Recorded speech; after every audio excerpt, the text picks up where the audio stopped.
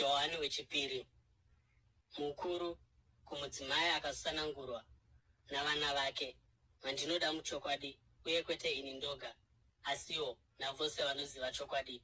Nokuda kwechokwadi chinogara matiri, uye chichava nesu nokusingaperi. Nyasha, ngoni norugare zvinobva kuna Mwari Baba nokuna Jesu Kristu, mwanakomana waBaba, zvichava nesu muchokwadi nomurudo. Zvakandifadza zvikuru kuwana vamwe vana venyu vachifamba muchokwadi, sezvatakarayirwa naBaba.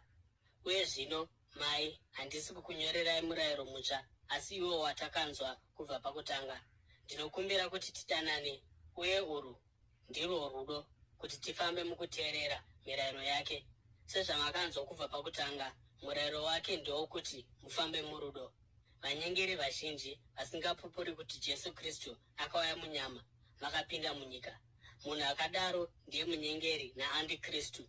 Muchenjere kuti murege kurasikirwa nezvamakashandira, asi kuti mugopiwa mubayiro wakakwana. Mumwe nomumwe anomhanya mberi asingarambiri mudzidziso yaKristu haana Mwari. Ani naani anorambira mukudzidzisa kwaKristu ana Baba noMwanakomana. Kana munhu akauya kwamuri uye asingauyi nedzidziso iyi, musamupinza mumba menyu kana kumugamuchira. Ani naani anomugamuchira anogovana naye mubasa rake rakaipa. Ndine zvizhinji zvokukunyorerai, asi handidi kushandisa pepa neingi.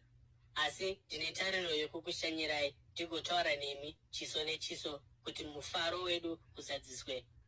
Vana vomunun'una wenyu akasanangurwa vanokukwazisai.